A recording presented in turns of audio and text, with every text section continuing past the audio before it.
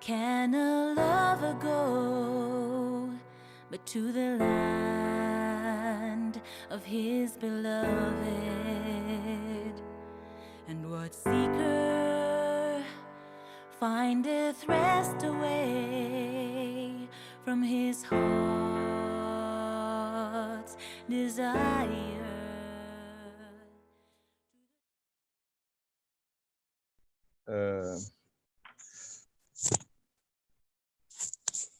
So as you all know, part of our wanting to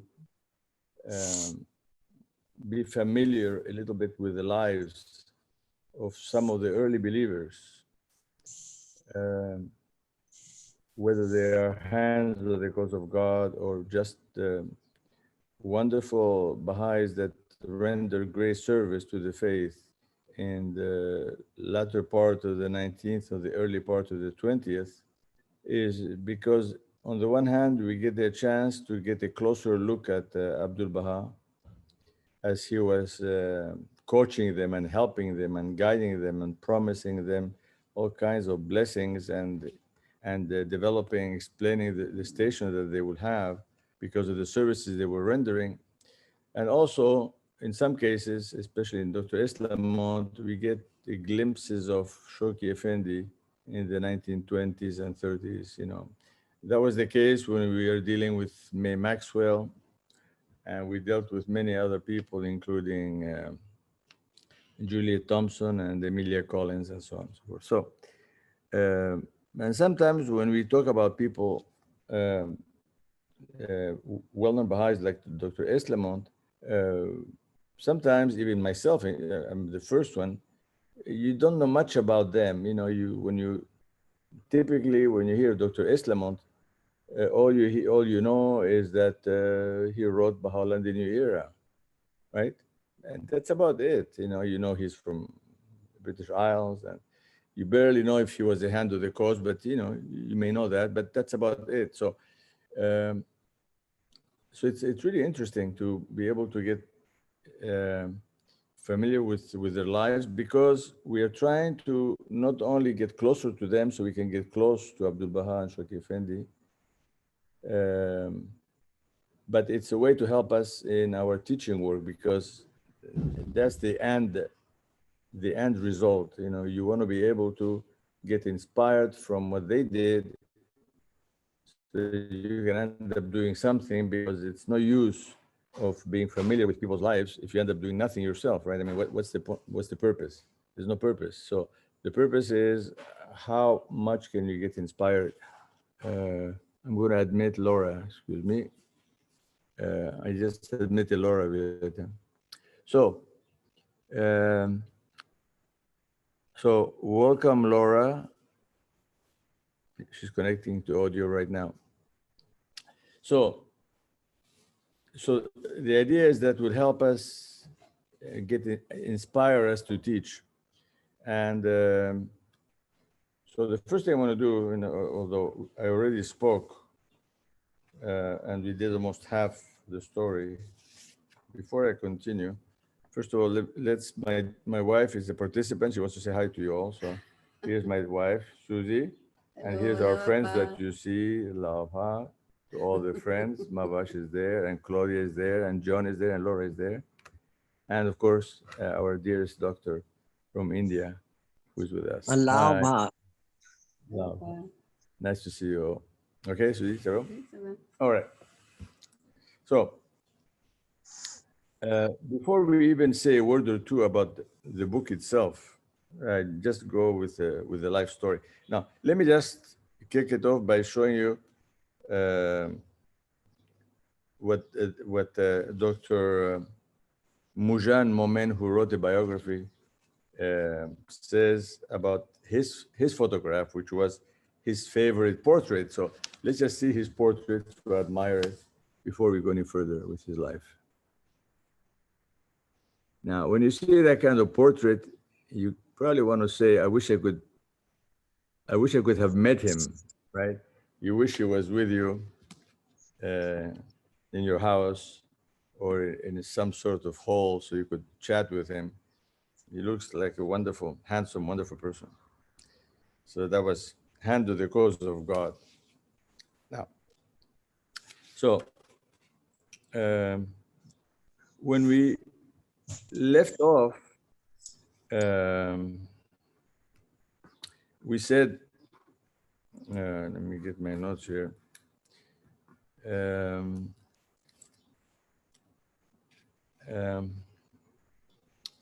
He was, as I said, he had been to Haifa, and he was working on the book, and Abdu'l-Baha was trying to read it in Persian and correct, and we'll give details about what Abdu'l-Baha did with the manuscript that he received. So, and I said, after some further instructions from Abdu'l-Baha, Esslemont said that he would try his best to do Abdu'l-Baha's wishes. But he said that he hoped that he would pour out his spirit upon me. So Abdu'l-Baha said, be sure I'm always with you. You will be assisted, he said, and confirmed, and I hope to hear good news from you often. Isn't he a lucky man? Abdu'l-Baha is really so interested in him. And as we probably would know, that must be probably the only book by a Westerner that was actually read by Abdu'l-Baha, and he took an interest in and wanted to see it, was eager to see it because he felt it was so important, and he wanted to approve it and to correct.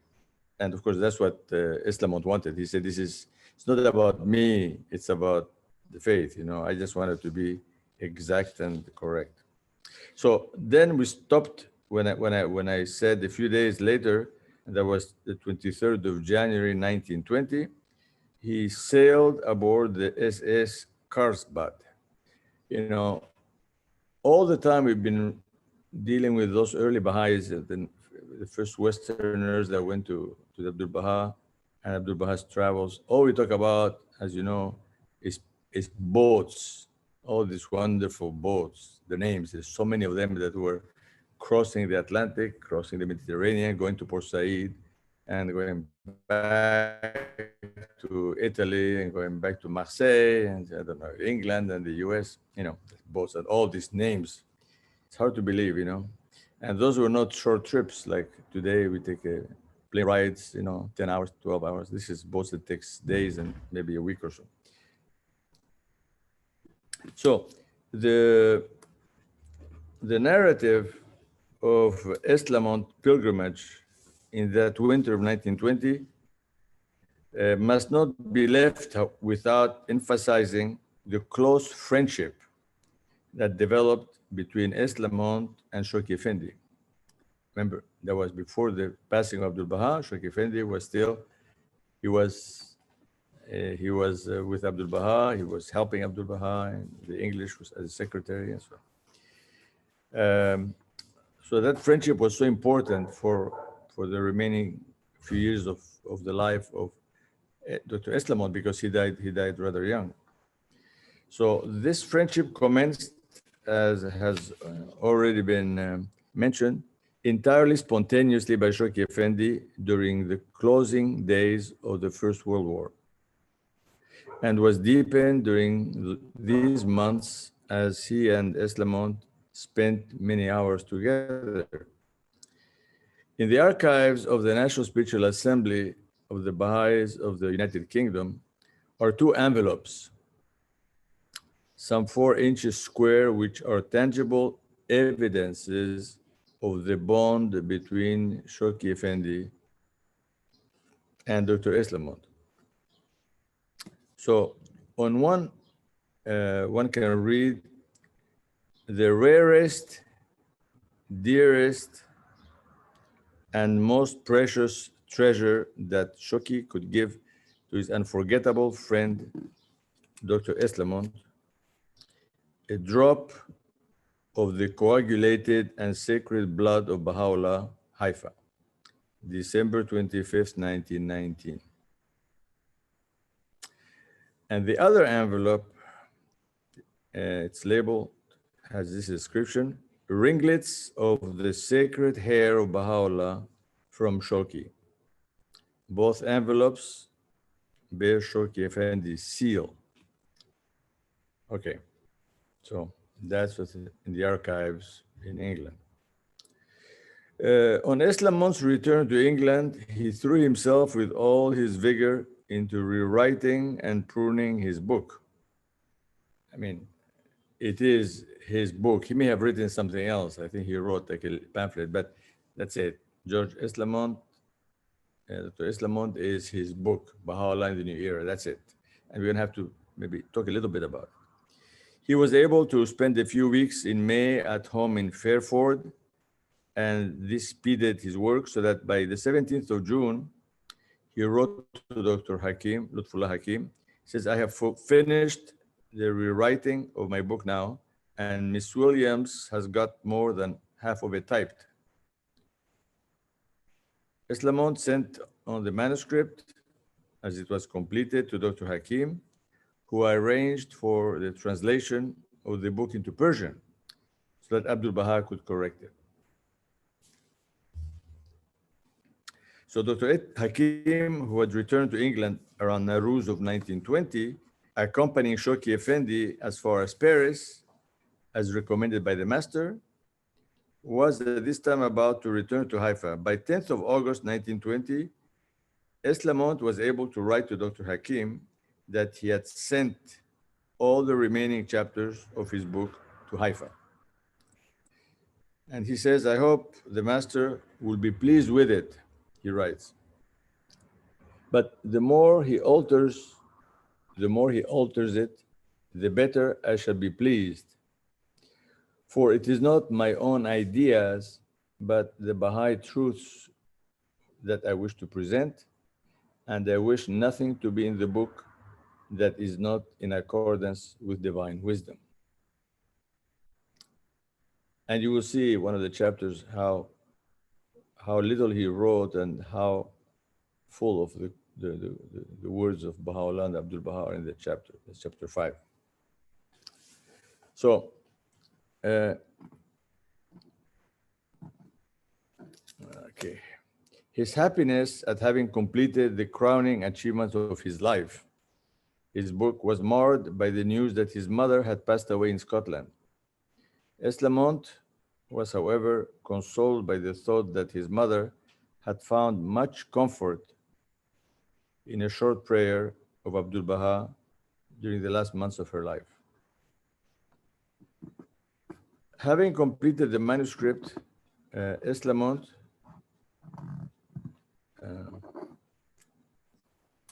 set about with his usual energy the task of learning Persian. Okay, he is one of the rare Baha'is that goes to the trouble of learning Persian or Arabic, and there are many such Baha'is in this world. So he would work at this for 2 hours every day, and occasionally he would go to London and receive lessons from Mirza Dawood or the various Persians who called on him in Bournemouth that would teach him. Early September 1920, Shawki Effendi visited the sanatorium where he was working for the first time for a few days. And the following year, in July, he spent a fortnight with Dr. Esslemont. So you see, Abdu'l-Baha spent time in England with him. In the early days of the faith in the British Isles, a Baha'i council had been set up to organize the affairs of the Baha'is on a national basis. There had, however, been no meeting of the council since 1916. Part of Abdu'l-Baha's final instructions to Esslemont at Haifa had been to re-establish the council. And he says, we know there are very few in England now, but there is no need for any election. Abdu'l-Baha had said, no, there's no need for election. Let the present ones go on and introduce a few more whom the friends wish. Then let them work together. And he says, finally, I want you to be in it too. So Abdu'l-Baha wanted him to be in the council. And so it was that on Tuesday, 7th December 1920, the first meeting of the new council took place at Miss Grant's flat in London. Dr. Esslemont was made the treasurer for the fund that had been set up for the Mashriq al-Adhkar in the United States. So, it was in this latter capacity that Dr. Esslemont received in July 1921 one of the most remarkable of the contributions to this fund. Now, this fund is for the temple in America. Times were hard in England that year and unemployment prevalent. Mrs. Nora Crossley's husband had been out of work for months when the appeal for the Mashriq al-Adhkar fund reached her in Manchester. Sorry, I have to admit Pauline Groland. Sorry, I have to admit people here. All right. So times were hard in England that year and unemployment prevalent. Mrs. Nora Crossley's husband had been out of work for months when the appeal for the Mashriq al-Adhkar fund reached her in Manchester. Having nothing else to give, she cut off her hair and sent it in as a contribution. Dr. Esslemont took the hair to London, where one of the believers offered to try to sell it. Then wrote Dr. Esslemont,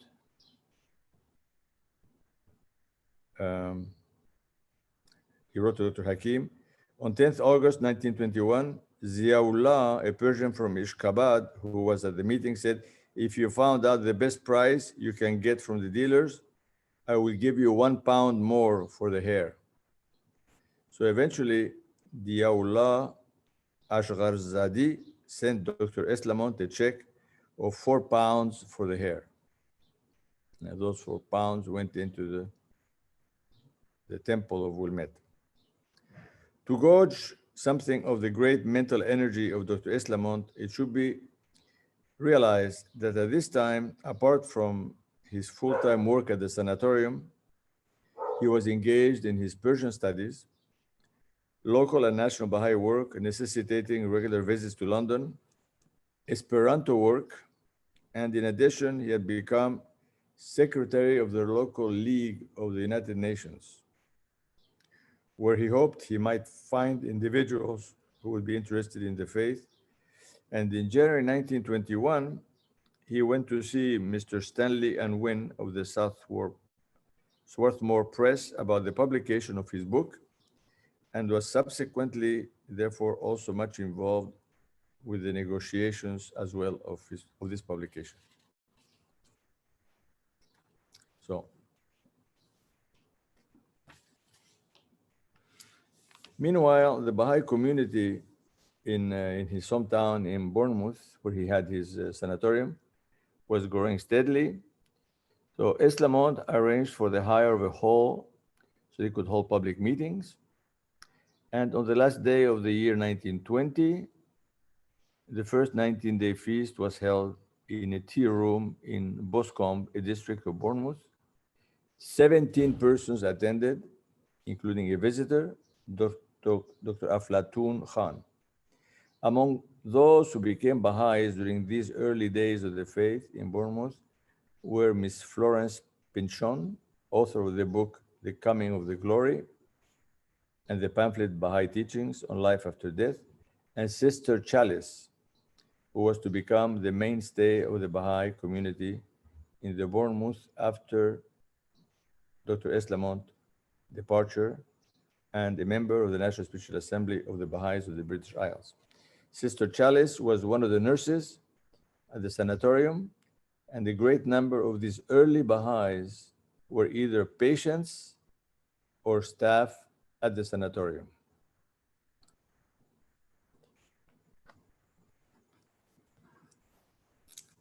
So in February of 1920, Abdu'l-Baha began reading and correcting Esslemont's book. There was, however, some delay in this work, and at the time of his passing, Abdu'l-Baha had only corrected 3.5 chapters. Chapters 1, chapter 2, chapter 5, and part of chapter 3. Now, we're going to talk a little bit about those chapters, but Abdu'l-Baha skipped chapter 4. And chapter 4 was about himself. It was about Abdu'l-Baha. Didn't review that one. Chapter 3, that he reviewed partly, was about Baha'u'llah. So he read the first chapter, which introduces the new era, basically, the coming of the promised one, basically, and introduction to the book, key chapter. Chapter 2 was about the Bab. So Abdu'l-Baha read that one, approved it. Chapter 5 was about Baha'i life. And most of that chapter is quotations that Esslemont wrote based on the hidden words and some of the extracts available. He wrote some, and I'm going to read you just a few lines. And chapter 3, we don't know which parts Abdu'l-Baha read. I mean, there might be some indications, but that was the major chapter on Baha'u'llah. And the point I wanted to make just on that book was that as far as introductions to the faith, I mean, a lot of people have written a lot about the faith, but in my opinion, there are 3 books that are really key, important. The first one, and this is like a textbook, Baha'u'llah, the New Era, one has to be basically offer it to anybody that really likes to read, because you can't just, it's not extremely complex, but, it's very organized, and this kind of, has a lot of chapters and it's detailed work. So obviously, somebody who's really interested, you have to give him that book. The other book that was used in India a lot and that we use in Africa a lot is called The New Garden by Hushmat Fatih Azam. Now that one gives to people that maybe are not ready to go through the Baha'u'llah, the New Era, which is a very systematic book. And that sort of, that opens your appetizer, and just makes you want to really know about the faith. And sometimes based on that, you accept the faith. So those are tools for teaching that are major tools. And the third one is one that no. The New Garden, there's many versions of the New Garden. This is one here, anyway. A New Garden that probably has been used a lot in India, was written for the believers there, but it's worldwide. It's used worldwide.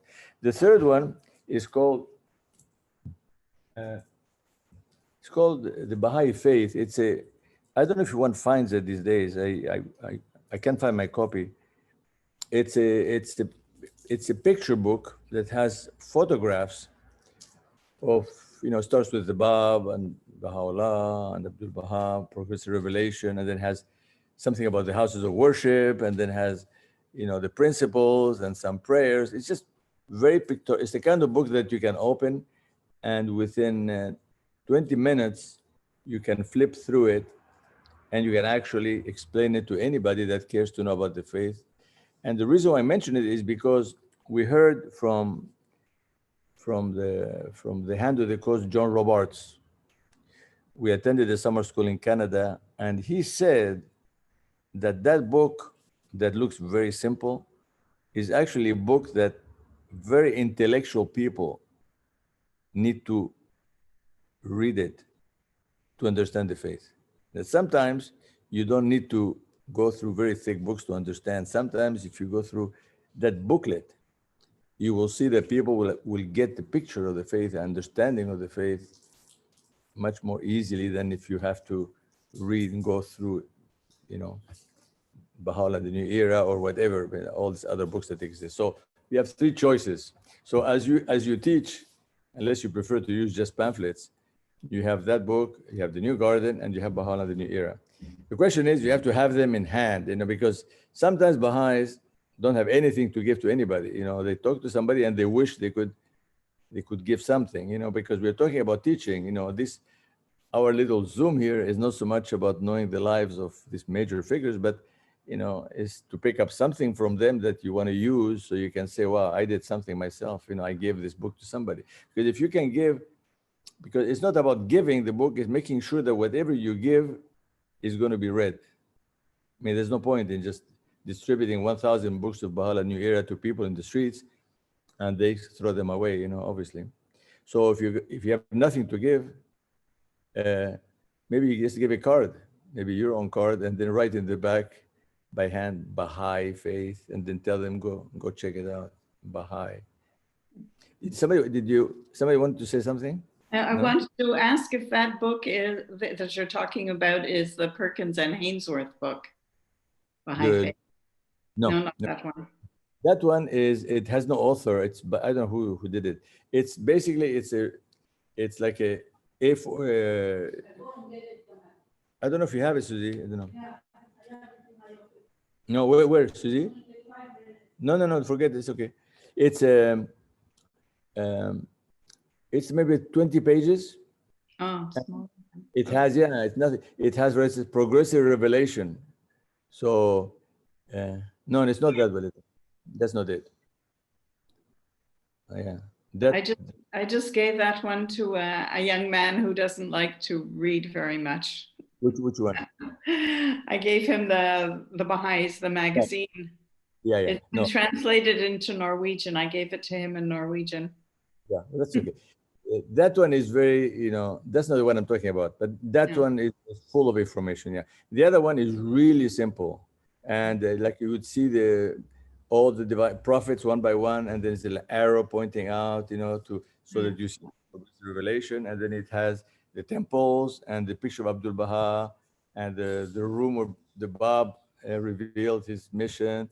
And then it has all the temples, and then it has few prayers, and then the principles and some of the, really simple, so that you flip it, pam, pam, pam, pam, pam, pam, and by the end, the person knows about the faith. I mean, if you like that, I mean, if one of the things we are learning is that, at least maybe in Africa, I don't know about Europe, is the idea that that they don't even, it is not necessary anymore to even sign declaration cards. The point is that if the person, as you explain, agrees with what you're saying, sometimes more or less you can consider him a Baha'i, basically, so that but the point is that he has to, even if he doesn't sign the card, but to really be part of the faith in a way, because you can't just say, I like these ideas and I'm a Baha'i, but I'm not going to show up for feast or contribute to the fund or do anything. No, they have to somehow, without signing a card, they can say, yeah, I believe what you're saying. And then starts coming and maybe doing the institute and then coming to feast. And yet you don't sign a card, because in Africa, we realize that people are afraid of signing things. Because we often had this experience of people that sign a card and then his family finds out that my cousin or my wife, my husband came to this thing and he signed, and they come running to the Baha'i and say, what did we sign? You see? So anyway, the point is that you don't need to sign, but you need to make sure that people are Baha'is, unless otherwise they say, no, I'm not interested, but it's nice knowing this. Anyway, so those are the books, and those are the chapters that Abdu'l-Baha corrected. And of course, this is before his passing, and that's it. But at least he has chapter 1, chapter 2, chapter 5, and part of chapter 3. So the passing of Abdu'l-Baha was a great shock to the entire Baha'i world. Esslemont's first thoughts were for the distress that Shawki Effendi must have been experiencing.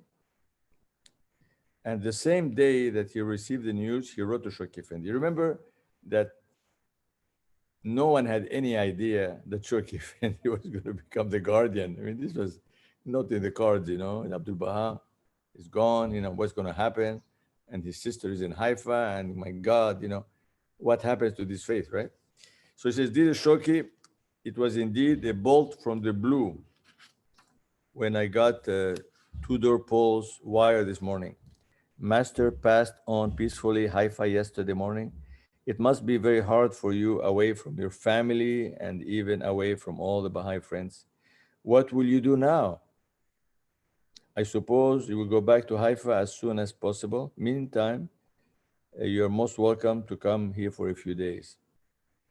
Just send me a wire and I shall have a room ready for you.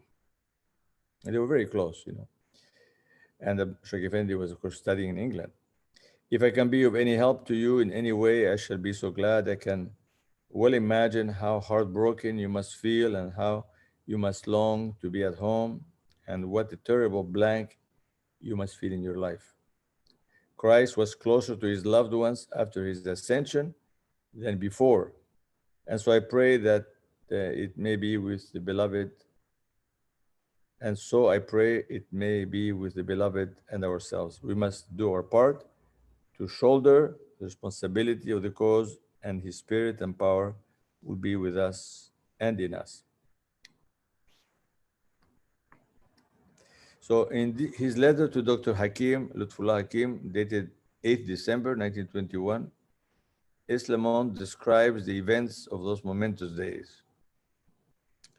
He says, Dear Dr. Lutfullah, it was the most unexpected shock when we heard of the passing of our beloved master. We got the news from Major Tudor Paul on Tuesday morning, and on Wednesday, he sent a wire to me saying that Shoki was in London at Miss Grant's and asking me to come up if possible. I went up on a Thursday morning and found poor Shoki in bed, absolutely prostrate with grief. At first, he seemed absolutely overwhelmed by the loss, unable to eat, sleep, to think. During the day, however, he recovered, and after tea, he got up and came through to the drawing room where we had a little meeting, Miss Grant, Lady Bloomfield, Mr. Dawood, Ziaullah, and myself. Shoki read and translated to us the last tablet he had received from the master and chanted to us. These four friends I have just mentioned and Mrs. Tudor Paul have all been exceedingly kind and were of the greatest help to Shoki in his hour of need. I spent the night with Mirza Dawood, and the following day we all gathered at Miss Grant's again.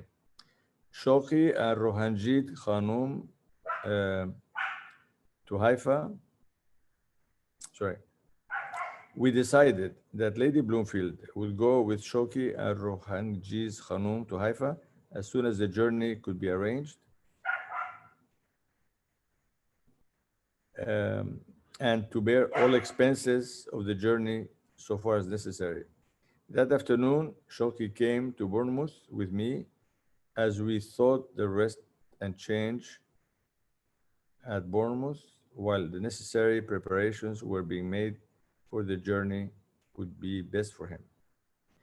In a day or two, berths were booked for Lady Bloomfield, Shoki and Rohanjiz on the Kaiser-i-Hind sailing from London on the 16th. Shoki remained here until yesterday. At times he was very sad and overcome with grief, but on the whole, he kept up very bravely, and gradually the conviction that although the bodily presence was removed, the spirit of the beloved was as near, as powerful, and as accessible to us as ever, seemed to revive his strength and hope. We had a small meeting of friends on Saturday evening and the usual weekly meeting on Sunday evening, and at both he spoke with real power. Yesterday, he got a cable from the greatest Holy Leaf, urging his early return as great work awaited him. He still doesn't know. We therefore decided that it would be best for him to return immediately to London and see whether arrangements could not be made for Ziaullah and Rohanjiz to follow on the 16th. I have not yet heard what they have been able to arrange. We are eagerly awaiting details about the master's last days and the funeral arrangements, but especially are we eager to know what general or special instructions he has left regarding the carrying on of the work of the cause. Okay? Still, this is fresh, they don't know. We all feel we must now arise with greater devotion and self-sacrifice than before to fulfill his wishes and carry out his behests. I wonder whether you got any further instructions about the book. Susie, turn the lights on, please.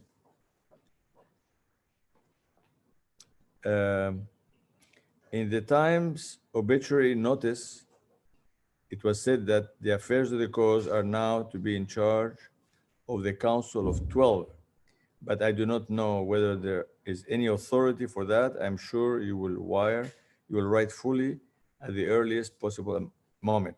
Please convey to the greatest holy leaf, the Holy Family, and all the friends in Haifa the heartfelt sympathy of the friends here, and assure them that our love and prayers are with them.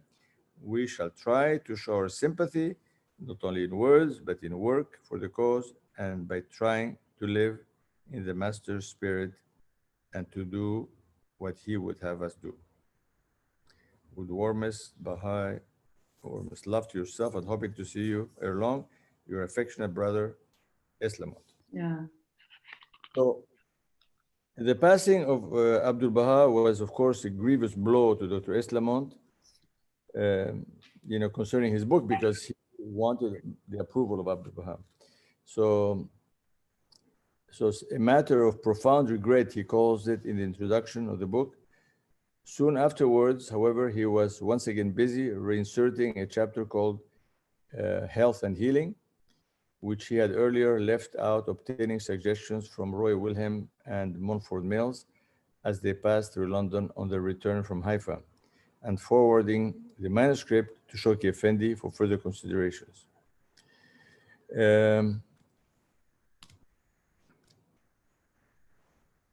So he had not heard from the Guardian, and he was about to publish it. So Shoki Effendi wrote back and he says, can you, I'm reviewing your book. Can you delay the publication 1 month?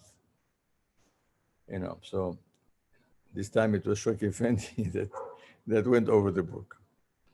Within 1 month, the Guardian wrote making several suggestions and concluded the letter by saying, your book, I'm sure, is the finest presentation that has so far been given of the cause, and I'm confident that it will arouse immense interest. So, this is a major contribution of Dr. Esslemont for the growth of the faith, because the impact of that book worldwide and its numerous translations, you can see the effect of it. Towards the end of May 1922, remember, we're not going to go very far because, he passed away soon after, within 3 years. This is like it's been, he was very, very sick. A National Assembly was formed in the British Isles with 10 members elected by the national community from among the London Baha'is, and Mr. Hall representing Manchester and Dr. Esslemont representing Bournemouth, being appointed by Shoki Effendi. It held its first meeting on 17th June 1922, but Esslemont was unable to attend because of his health.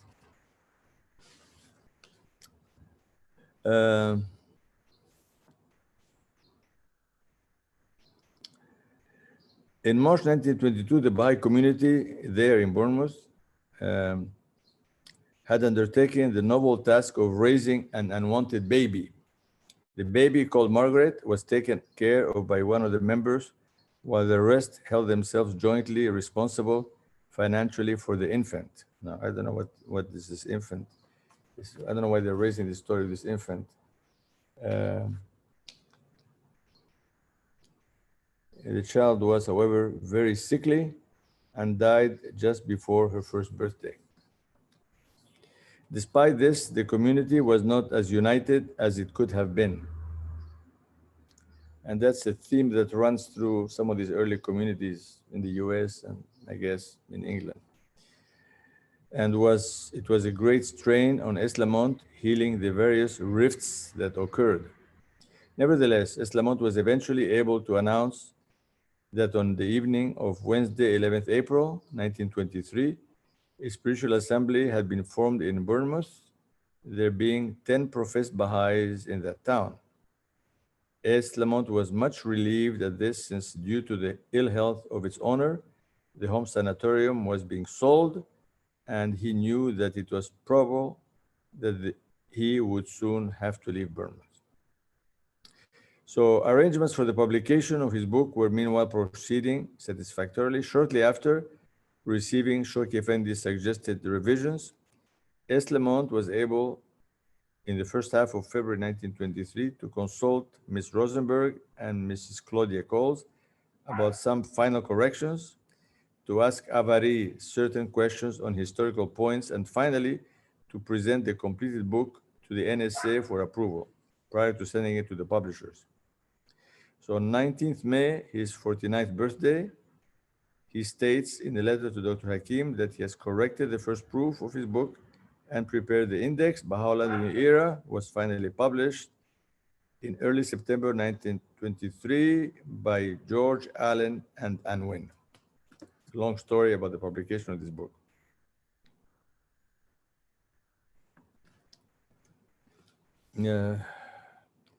So again, on November 1923, Esslemont made a trip south, speaking at the Unitarian Church in Manchester.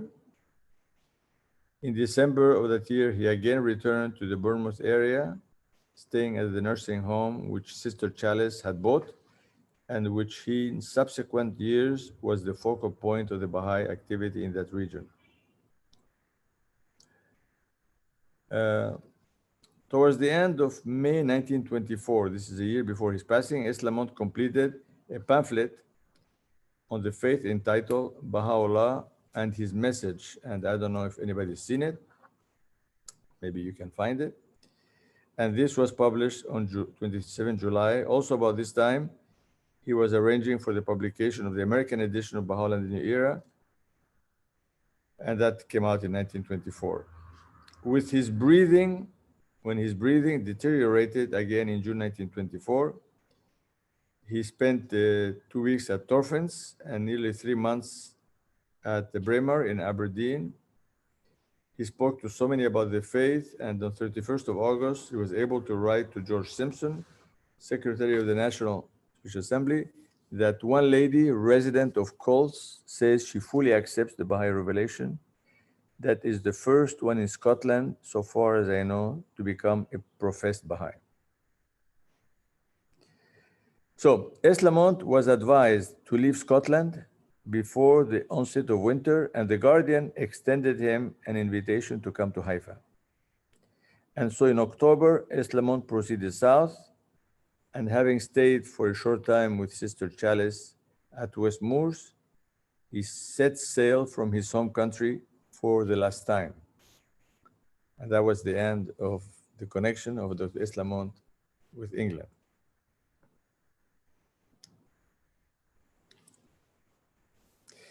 So he really was attached to England, and he was just praying and hoping that the faith would grow in England. Before, as soon as he became Baha'i, he had written the following: I wonder that Baha'ism does not spread more rapidly in this country. I wonder. Few people seem to see the importance of it. And later, once under the guidance of the Guardian, he wrote, I hope that with this, the organization of the spiritual assemblies that the Guardian was building, local, national, international, the Baha'i movement may enter on a new era, and that there may be a Pentecostal outpouring of the Holy Spirit, that where the fire of the cause has been smoldering, the breaths of the Spirit may fan it into flame.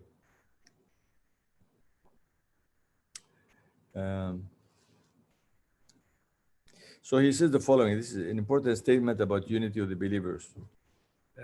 He says, oh, the Baha'i cause will soon make great strides in England. I feel convinced we must work and pray with all our hearts for greater unity among the friends. Where we really united and where we real Baha'is, even with our present numbers, the country would soon be transformed.